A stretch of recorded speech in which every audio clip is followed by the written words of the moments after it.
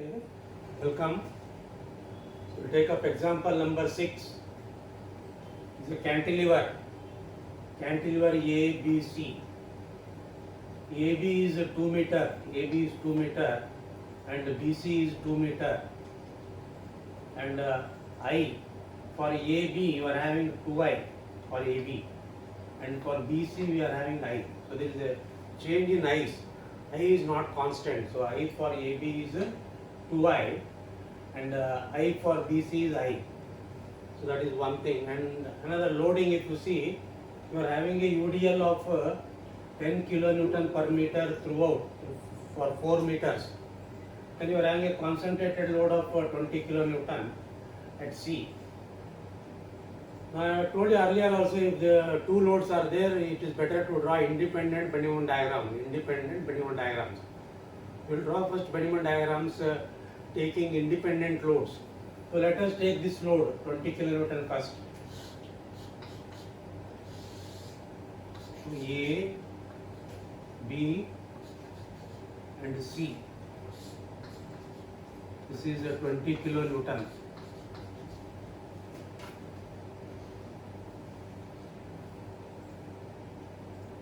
This is a 2 meter.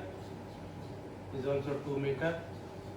So bending moment will not depend on I. It will depend on loads and distances. Now what is the moment at C? Moment at C is 0. What is the moment at B? Moment at B is 20 into 2 meter minus 20 into 2. That will be minus 40 kilonewton meter. And moment at A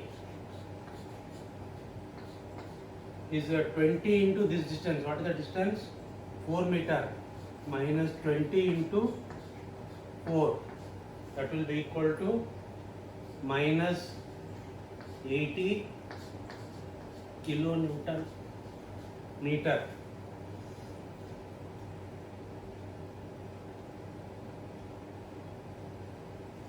So I will draw the Bennington diagram for that now. For this, okay. Bennington diagram due to 20 kilonewton. So this is A, this is B, and this is C. Moment at C is 0. Moment at B is 20, and moment at B is 40, and moment at A is 80. You are having a diagram like this. So this is 40, and this is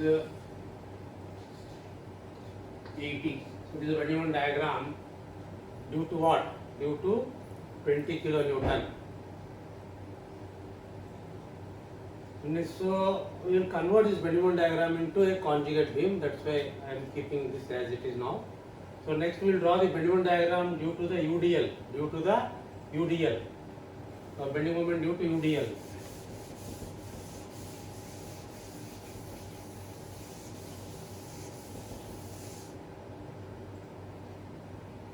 So take this one again, the cantilever A,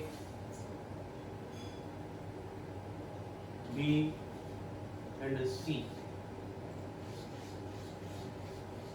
So this is how much? 10 kilonewton per meter. What is the moment at C? Moment at C is 0. Then moment at B? Moment at B. So this is a 10 kilonewton for how many meters? So this is a 2 meter, and this is also 2 meter. So moment at B is we are having this 10 kilonewton per meter. How many meters? 2 meters. 10 into 2. Where it is acting at the center of 2 meter here. So that is 10 into 2 into 1. So minus 10 into 2 into 1. And that will be equal to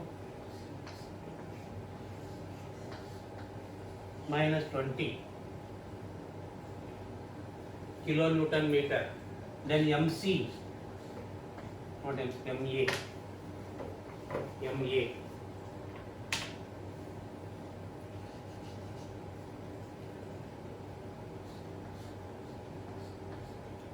What is MVA equal to? Again 10 kilonewton of how many meters you are having here? 4 meters. Where it will be acting? It will be acting at the center of that. So it will be having now minus 10 into 4, that is the load, into where is it acting? At the center of the length, which means center of the length. This length is 4 meters. Center of the length means 4 by 2, which is 2. So that will be equal to how much? 10 4s are 40, 42 is 80. So that is minus 80 kilo Newton meter. Now let us draw the diagram, Bending diagram due to UDL. Again we will draw a baseline.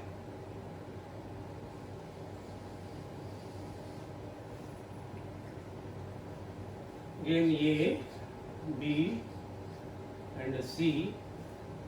So the moment at C is 0, the moment at A is 20. It will be like this.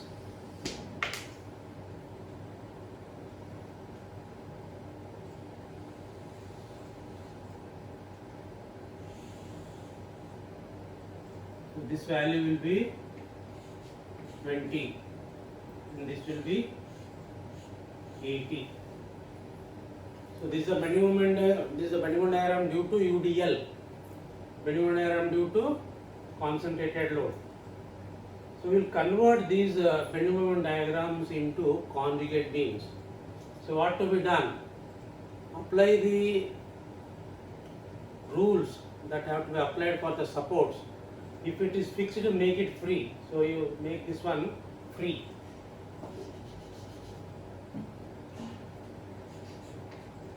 Make this free. Now this is free, make it fixed. So you write this is fixed. So here also this is fixed, so make it free. Free, make it fixed. Well, write for convenience A1, B1 and C1. Here also I will make A1, B1 and C1. So these are all negative values only, negative values, there is no positive. So when we are just finding out the magnitude of slope and deflection. Suppose if the whole moment is negative, then nothing to bother. If the whole moment is positive, then again no botheration. If you have plus and minus, then you have to consider the signs. Now we are not considering the signs at all. So now take the bending moment diagram as a load diagram. So this is the load diagram.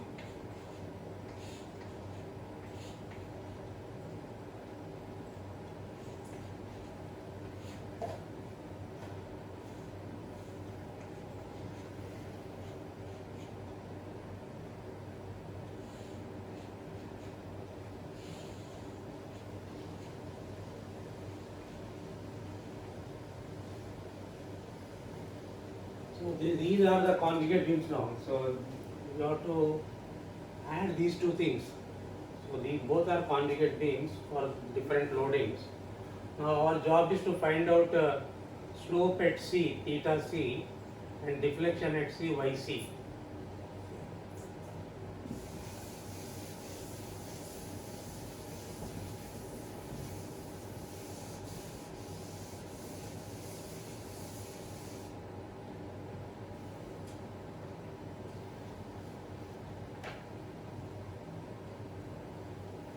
So see, if you see the problem, you cannot take this whole diagram at a time, because for this portion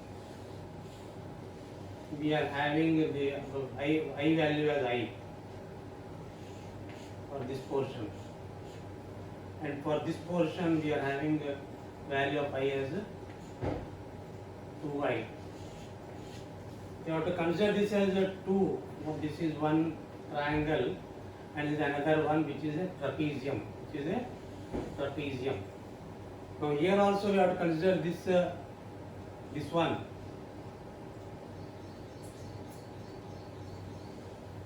as one unit, and you have to consider this as another unit. Totally we find 4 units now. This is one unit. This one unit which is a triangle, this is another unit which is a trapezium, and this is the one more unit, third unit, and this is the fourth unit. So we will call the area of this. So what do you want actually? You want slope at C. Slope at C means what? Slope at C means shear force at C1. You have to find this and this, then you have to add these two, okay? You have to find this reaction C1 due to this loading, reaction C1 due to this loading, then add these two, that will be theta C. Slope at this point equal to shear force at this point plus shear force at this point. So shear force at this point means what? Here you have to be writing like this, that is shear force at this point. I have told you 4 units are there. For convenience, we will find out the areas. So what is the area of this? Nothing but the area of this diagram is nothing but the magnitude of this triangular load. What is the area of this diagram? It is a triangular load. What is the magnitude of the triangular load? It is nothing but area of the triangle. What is the magnitude of this load? Nothing but area of the trapezium. Area of the trapezium. Now area of this one will give you what? It will give the area of this load. It will give the magnitude of the load. Area of this will give you the magnitude of this load. Why we are considering 1, 2, this is 1, this is 2, this is 3 and this. Why? Because I, 2I, and here again I, for this I, and for this 2I.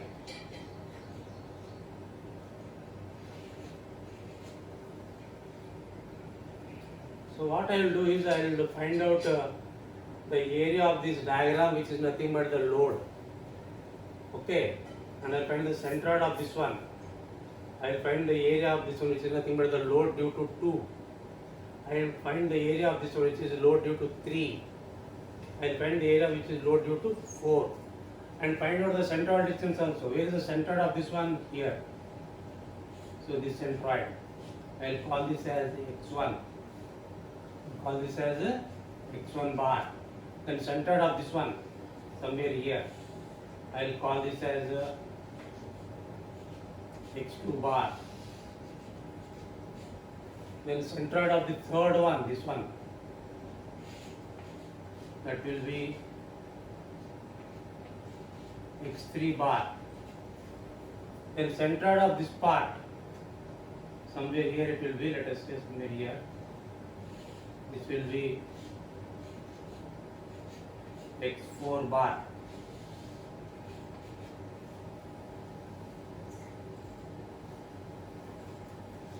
I will find those values now.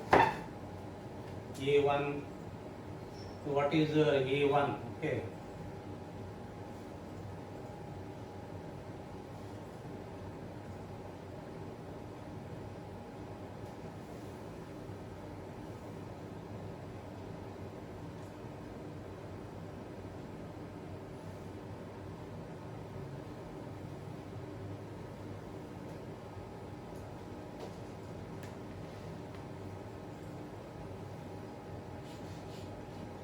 A1 equal to area of this one. What is the area of that one?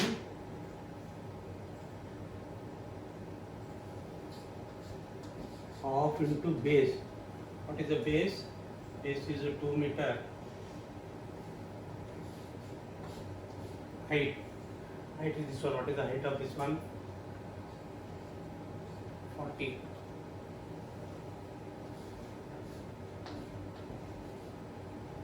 So that will be 20. Now x1 bar. What is x1 bar? Distance of the centroid from here. What is centroid for a triangle? From here to here it is 2/3 of 2. 2/3 of 2.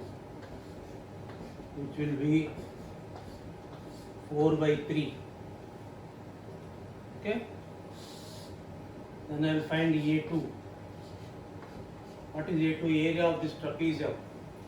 What is area of trapezium? Sum of the parallel sides into the perpendicular distance by 2. What is 40 plus 80? 40 plus 80 into H. What is H? Is this one. h by 2, that will be 120. Then x2 bar, x2 bar is this distance. For that what you will do, you will take this 2 from here to here to here is 2 plus this one, that is from here to here means the centroidal formula for a trapezium. So that is 2 plus centroidal formula is what, a plus 2b. A is 40 plus 2b, b is 80, 2b, 2 into 80 is 160 divided by a plus b into h by 3. H is the distance.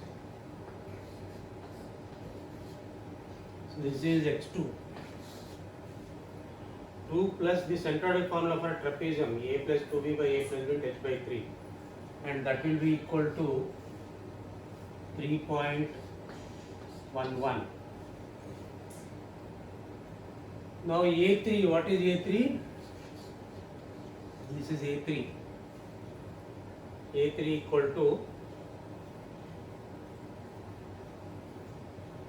area of this one. What is the inverse parabola? What is the area of inverse parabola? 1/3 of base. What is the base? Is the base 2. What is the height? This is the height, which is 20. So that will be 13.33. Then x3 bar. x3 bar equal to, what is the centroid of this one? That is this one. From here, it is nothing but 3/4 of that. Nothing but 3/4 of that. 3/4 of L, that is 2. That is the 1.5. Now A4. What is A4? A4 is this much. This is A4. Area of this one. So for that, what you have to do? You have to take this whole area minus this area. So A4 is equal to, what is this whole area? Start from here. This whole thing minus this thing. This whole thing means what? It is nothing but 1/3 of base. What is the base? Whole from here to here. 4 of 1/3 into base into height. Height is how much? 80. So you are not using EIs because EIs are different. Just calculating the areas, leaving out the eyes. Okay, that you will remember. 1/3 into base into height. 1/3 base is this much, height is this much. Minus this one, that is minus 1/3 of base. Base is, to remove this one, it is 1/3 into 2 into 20. That will be 93.33. Then x4 bar.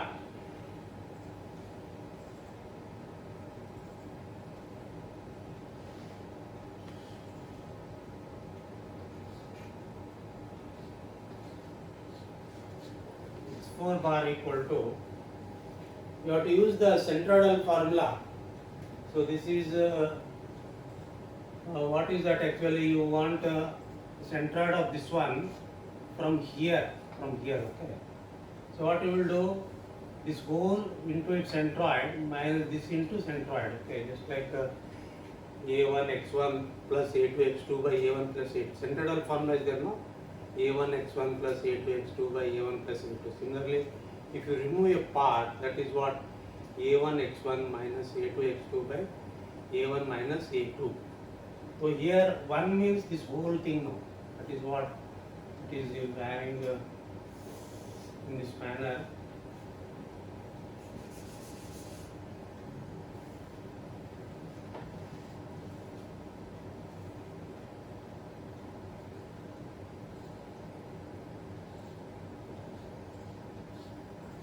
x4 bar equal to 1/3 into base is 4 height is 60 or 80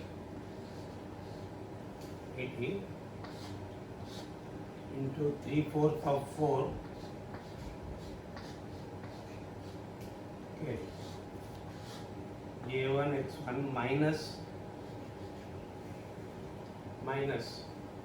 a2 1/3 into base is 2, height is 20. This is a2 into again 3/4 of 2 divided by this area,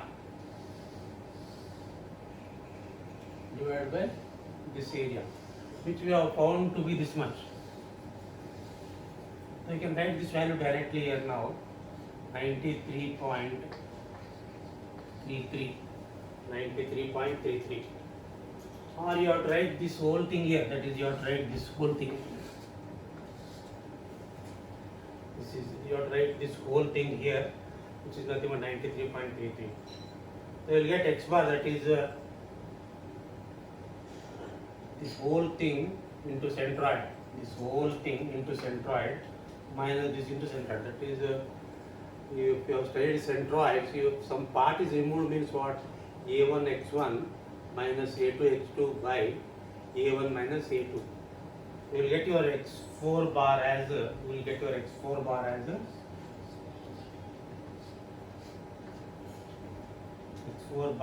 3.214.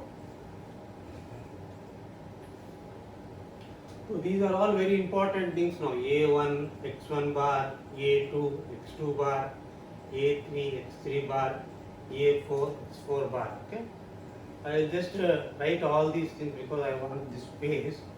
So I will just copy all those things here.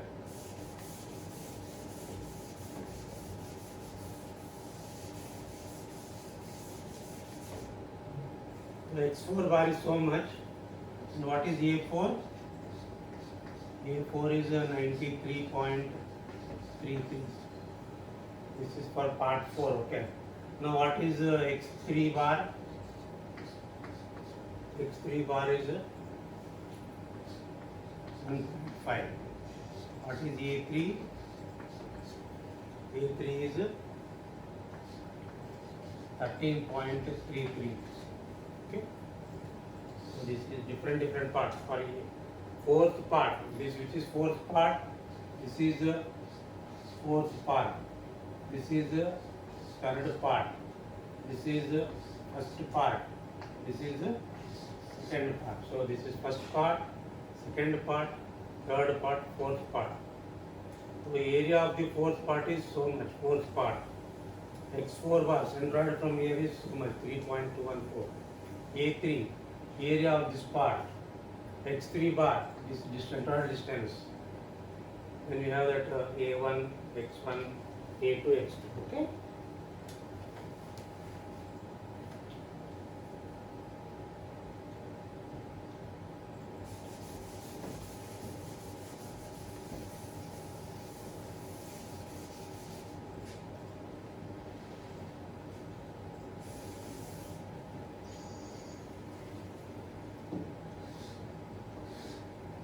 A1 is equal to what? A1 is 20. X1 bar is how much? 4 by 3 or 1.33. 4 by 3. And A2 is how much? A2 is 120. And X2 bar is how much? 3.11.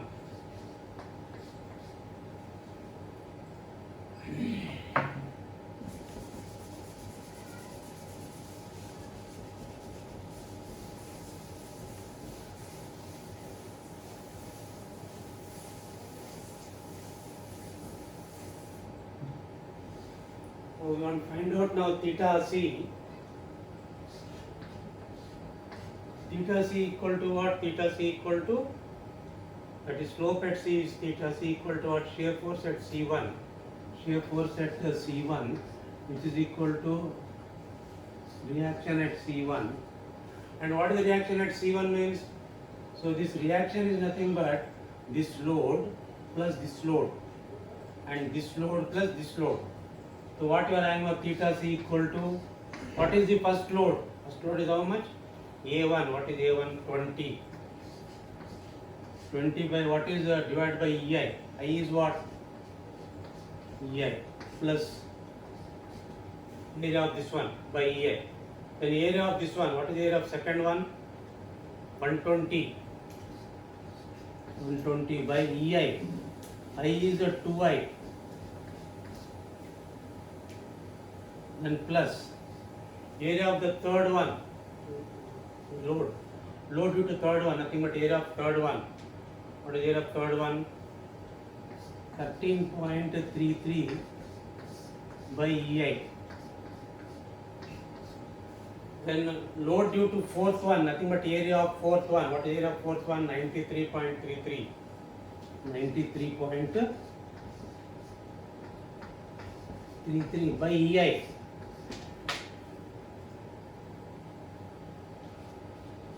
I is 2I. So slope at C equal to shear force at this point is equal to reaction at that point. The reaction is nothing but sum of all these loads. First load, second load, third load, fourth load. So load divided by EI, load divided by EI, load divided by EI, load divided by EI. So that will come to 160 by EI.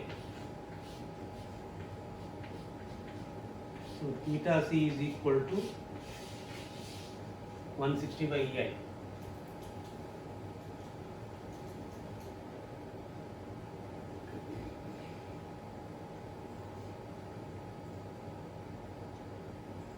Next we will find out YC.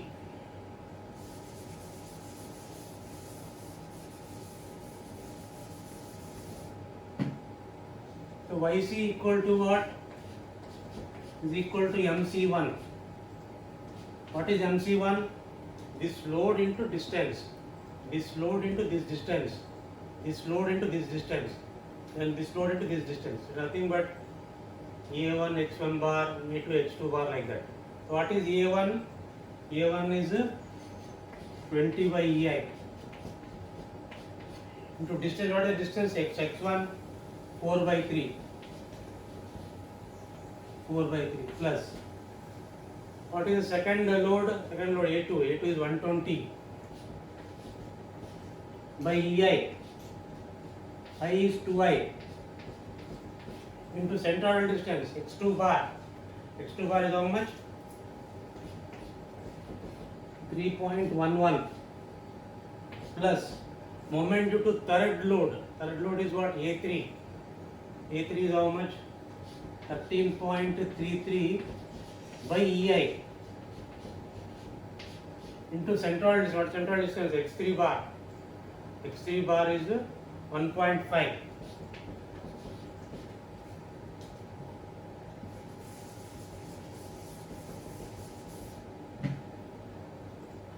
plus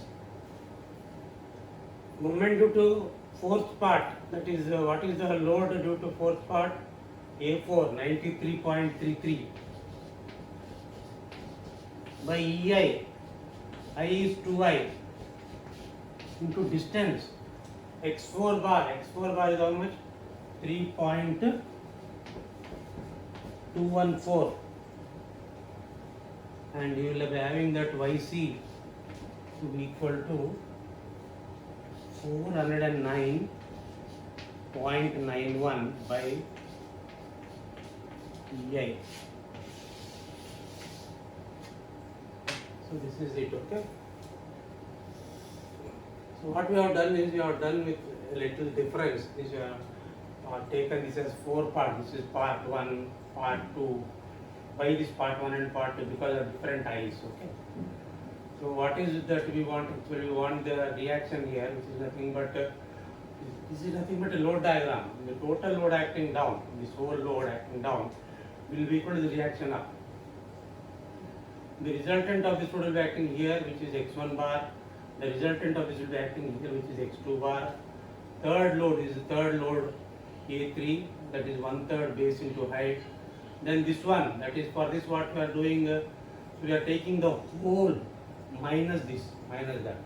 The centroid of this is simply 3/4 of that, and for finding out this we need to take the help of this centroidal formula, where if some part is not there, then we have to write our x bar as a general formula. It is not A1. If I say no A1 x1, it is not this A1 x1.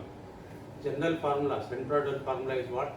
If you are having two parts and if one part is not there, the whole part is 1, the removed part is 2. The whole part is 1, removed part is 2. Okay. So this is how you can find out. Okay. So I will explain that centroidal formula just for clarity purpose. The problem is over actually, because for finding out that x4 bar, I will take an example and just give you. This example is over here. So what I will do is for finding out this x4 bar, I use a formula. This is what formula? Centroidal formula. What is that? That's I'll tell you about that basic. Okay, is that basic now?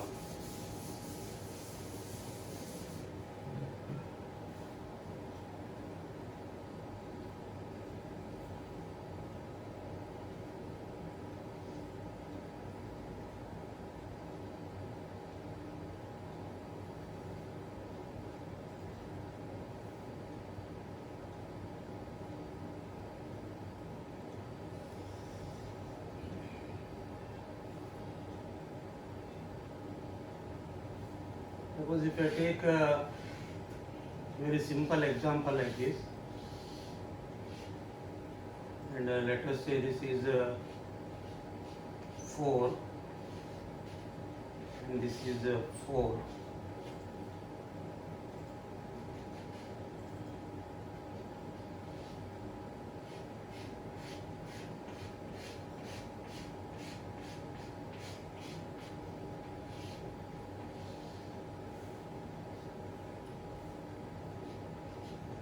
This is a 2, let us say this is also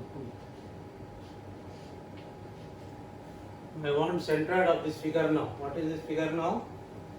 This is a 4, this is also 4. Just units, okay. Now this is a 2 and this is 2. I want the centroid of this shaded figure, this one. So from this whole thing, this part is removed, that is not there. So what you will do is you will take this whole thing as 1 and this removed part as 2. Removed part as 2. So you will get here now what is the centroid of the whole thing? Here, centroid of the whole thing. Centroid of the removed part is 1. So what you will have formula now? X bar equal to A1 x1 bar, A1 x1 minus A2 x2 by A1 minus A2. This is completely not related to problem, just because I want to explain about how you got your x4 bar. Okay. So I want the centroid of this figure now, this part. Okay. So for that this is treated as 1. This whole thing is treated as 1. This whole thing is treated as 1, and this removed part is treated as 2. So A1 means what? A1 is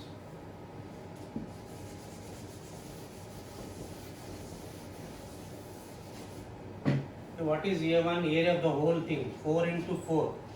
A1 is 16. What is x1? Centroid of that. Where is centroid of this one? Here. From here to here is 2.